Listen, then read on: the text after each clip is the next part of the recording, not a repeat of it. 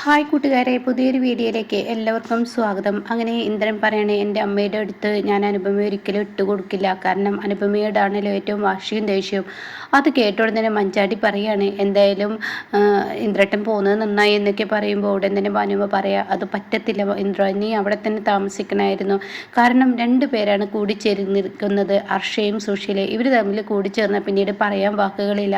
അത് കേൾക്കുന്ന മഞ്ചാടി ചോദിക്കുകയാണ്, എന്താണ് ഈ അർഷയും സുശീലയും കൂടിച്ചേർന്ന് ഇത്ര വലിയ ഒരു ഇത് എന്നൊക്കെ ചോദിക്കുമ്പോൾ ഉടൻ തന്നെ പറയണം, അവരെന്തിനും കഴിയുന്നവരാണ്. എന്നാൽ അവരാകെ തോറ്റിട്ടുള്ള അനുപമയുടെ അടുത്താണ്. അപ്പോൾ ഒളിച്ചോടുകയല്ല വേണ്ടത്, അവിടെ തന്നെ നിന്ന് പൊരുതി അവിടെ സുശീലയെ നേരാക്കിയെടുക്കുക എന്നുള്ളതാണ്. അതിൽ 100-ൽ 95% സുശീലയെ നേരാക്കിയിടാൻ അനുപമയ്ക്ക് കഴിഞ്ഞു. പക്ഷേ അർഷയെ വീണ്ടും കൂട്ടുപിടിച്ചത് കൊണ്ടാണ് അങ്ങനെയുള്ള പ്രശ്നങ്ങളൊക്കെ വന്നത് എന്നൊക്കെ ഇങ്ങനെ പറയണം കേട്ടോ. അപ്പോൾ ഈ സമയം ഇതൊക്കെ കേട്ടിട്ട് മഞ്ചാടി ഇങ്ങനെ നോക്കി നിൽക്കുകയാണ്. ഇതേ സമയം ഇന്ദ്രൻ പറയണം, എന്തായാലും അമ്മ ഇന്ന് എത്തുന്നതാണ് എന്ന് പറയുന്നുണ്ട് കേട്ടോ. പിന്നീടാണെങ്കിലോ കാണിക്കുന്നത് സുശീല വന്നിറങ്ങുന്ന രംഗമാണ്. ഗേറ്റ് അടച്ചിട്ടിരിക്കുന്നു.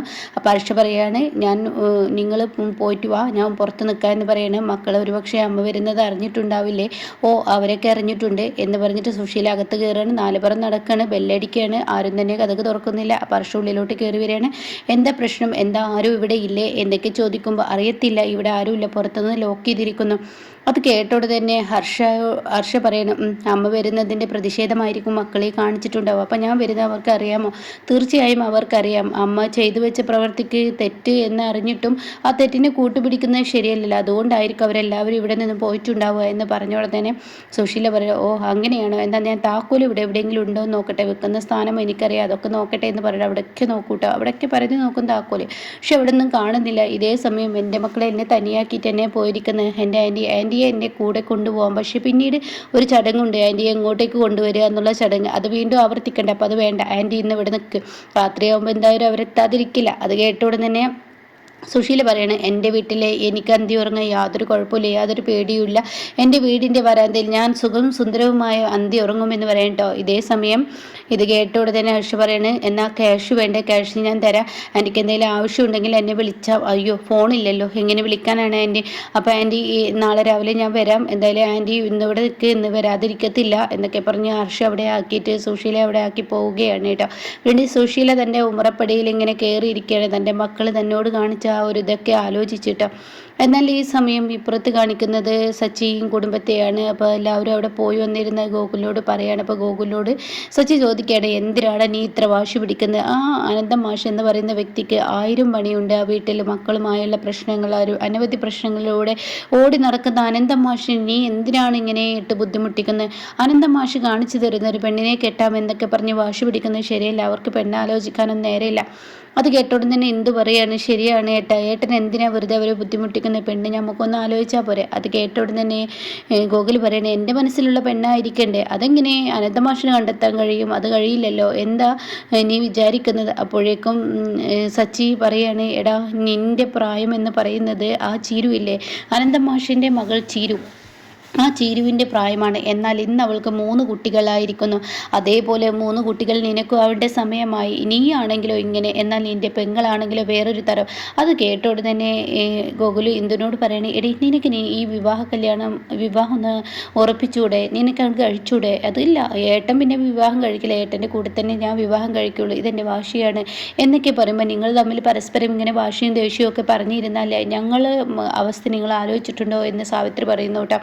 അത് കേട്ടോടെ തന്നെ സച്ചി പറയണേ, ഏട്ടാ നിൻ്റെ മനസ്സിലിരിപ്പ് എന്താണ്? അനന്തം മാഷിനെ എങ്ങനെ നിനക്ക് ഇഷ്ടപ്പെട്ട പെൺകുട്ടിയെ കണ്ടെത്താൻ അങ്ങേർക്കേ കഴിയത്തുള്ളൂ.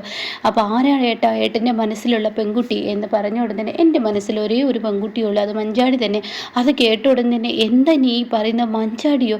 എനിക്ക് എത്ര പറഞ്ഞാലും മനസ്സിലാവില്ലേ? ഇല്ല, ഞാനൊരു വിവാഹം കഴിക്കുന്നുണ്ടെങ്കിൽ മഞ്ചാടി, അതല്ലെങ്കിൽ എനിക്ക് വിവാഹമേ വേണ്ടെന്ന് വെച്ച് നടക്കുന്ന ഒരു വ്യക്തിയാണ് ഞാൻ ഒരിക്കലും വേറൊരു വിവാഹം കഴിക്കില്ല എന്നുള്ള ആ ഒരു ഇത് ഇങ്ങനെ സച്ചിയോട് പറയാണ് കേട്ടോ. ഇതേസമയം സച്ചി ആകെ ആശയക്കുഴപ്പത്തിലായിരിക്കണം. ഈശ്വര, തൻ്റെ മകനെ എങ്ങനെ ഇതിൽ നിന്നും പിന്തിരിപ്പിക്കുമെന്നറിയാതെ സച്ചിയും ആകെ ടെൻഷനാവുന്ന ആ ഒരു സീനാണ് കേട്ടോ.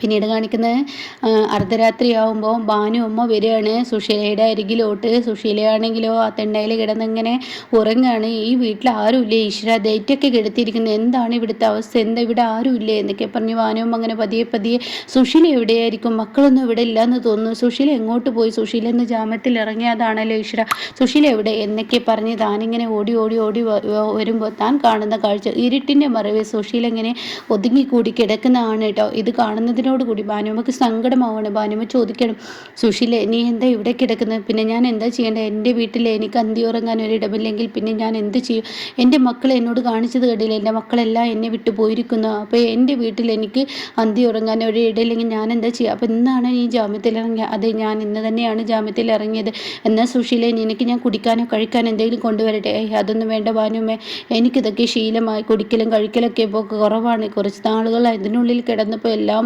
മതിയായി, എല്ലാം മടുത്തു തുടങ്ങി എന്നൊക്കെ അങ്ങനെ പറയാൻ കേട്ടോ. അപ്പോൾ ഈ സമയം നീ അങ്ങനെ പറഞ്ഞാൽ ശരിയാവില്ല, എനിക്ക് പുറത്ത് നിന്ന് ഞാൻ എന്തെങ്കിലും കഴിക്കാനോ കുടിക്കാനോ വാങ്ങിക്കൊണ്ടുവരാൻ, നീ ഇവിടെ കിടന്നോ എന്നൊക്കെ പറയുമ്പോൾ എനിക്ക് വേണ്ടി നിങ്ങളൊന്നും കൊണ്ടുവരണ്ട, അങ്ങനെ നീ പറഞ്ഞ കാര്യമില്ല, നിൻ്റെ കാര്യത്തിൽ കുറച്ച് അവകാശങ്ങൾ എനിക്കുണ്ട്, കാരണം ഒരു കാലത്ത് ഇതുപോലെ ഒരു അവസ്ഥ എനിക്കുണ്ടായിരുന്നു, അന്ന് നീ എനിക്ക് കുടിക്കാനും കഴിക്കാനൊക്കെ തന്നതിൻ്റെ പ്രത്യുപകാരമായി ഞാൻ അങ്ങോട്ട് തിരിച്ചു തരിക എന്നൊക്കെ അങ്ങനെയൊക്കെ തട്ടിക്കൂട്ട് വാക്കുകൾ ഭാനുമ്മ പറയുമ്പോൾ എനിക്ക് വേണ്ട, എനിക്കൊന്നും വേണ്ട, നിങ്ങളുടെ ഔദാര്യത്തിൽ ഇനി കഴിഞ്ഞു എന്നും എനിക്ക് ഭക്ഷണം മേടിക്കാൻ നിങ്ങൾ പുറത്തിറങ്ങിയെന്നും നാട്ടുകാരെ കൊണ്ട് പറയിപ്പിക്കാൻ പറ്റത്തില്ല, അതുകൊണ്ട് എനിക്ക് നിങ്ങളുടെ ഒന്നും വേണ്ട, അതൊന്നും പറഞ്ഞാൽ പറ്റത്തില്ല സുശീല, ഞാൻ പോയി വാങ്ങട്ടെ. അപ്പോൾ അത് കേട്ട ഉടനെ സുശീല പറയും, ഓ ഞാനിവിടെ നിന്നാലല്ലേ നിങ്ങൾക്ക് വാങ്ങേണ്ട ആവശ്യമുള്ളൂ, അപ്പോൾ ഞാനോട് പോയാൽ കുഴപ്പമില്ല, സുശീല നീ എന്തായി കാണിക്കുന്നത്, നീ എങ്ങോട്ടേക്ക് പോകുന്നത് എന്നൊക്കെ പറയുമ്പോഴും ഭാനുമ്മ വിളിച്ചിട്ടും സുശീല നിൽക്കില്ല കേട്ടോ. അങ്ങനെ സുശീലയുടെ വീട് വിട്ട് തന്നെ സുശീല ഇറങ്ങുന്ന ആ ഒരു സീനാണ് നമുക്ക് മുന്നിൽ കാണിക്കുന്നത്.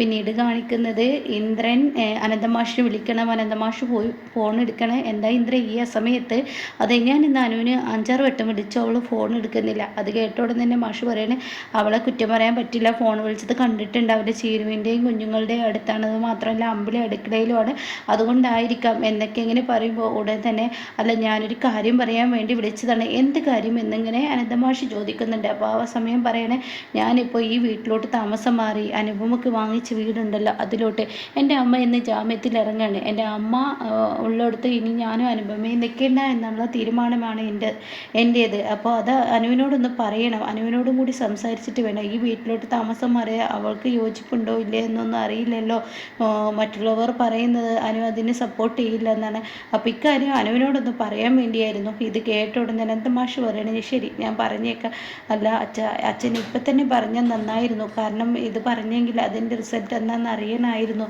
അത് കേട്ട ഉടനെ മാഷ് പറയണേ ഇന്ദ്ര നീ ഫോൺ വെക്കുക, ഞാൻ പറഞ്ഞോളാം, എനിക്കൊരു വേറൊരു കോൾ വരുന്നുണ്ട്, അതുകൊണ്ട് ഇന്ദ്രൻ ഫോൺ കട്ട് ചെയ്യുകയെന്ന് പറയാം കേട്ടോ. അങ്ങനെ മാഷ് ഇന്ദ്രനെ ഒരു തരം മാറ്റി നിർത്തുന്നത് പോലെയുള്ള ഒരു ഫോൺ കട്ട് ചെയ്യലാണ് കേട്ടോ.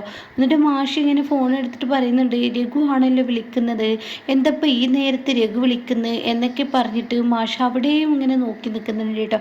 എന്നാൽ ഇന്ദ്രനെ തന്നെ എല്ലാവരും എന്തോ ഒരു പ്രശ്നത്തിൽ നിന്ന് തന്നെ മാറ്റി നിർത്തിയതുപോലെ. അപ്പോൾ അതിനിടയ്ക്ക് അനന്തമാഷ് ചോദിക്കുന്നുണ്ട്, നിൻ്റെ അമ്മയുടെ ജാമ്യത്തിൽ ഇറക്കിയത് നീയാണെന്ന് ചോദിക്കുമ്പോൾ ഞാനല്ല ഹർഷയാണ് അതെല്ലാം ചെയ്തത്, അപ്പോൾ നീ ഇതിനൊന്നും ചെയ്തിട്ടില്ല, ഇല്ല ഞാനൊന്നും ചെയ്തിട്ടില്ല, ഹർഷയാണെന്ന് തോന്നുന്നു, അങ്ങനെ ഒരു വിവരം എന്നിൽ കിട്ടി എന്നൊക്കെ പറയുന്നു കേട്ടോ. അപ്പോൾ ഇങ്ങനെയൊക്കെയുള്ള ഒരു എപ്പിസോഡാണ് ഇപ്പോൾ വന്നിരിക്കുന്നത് കേട്ടോ.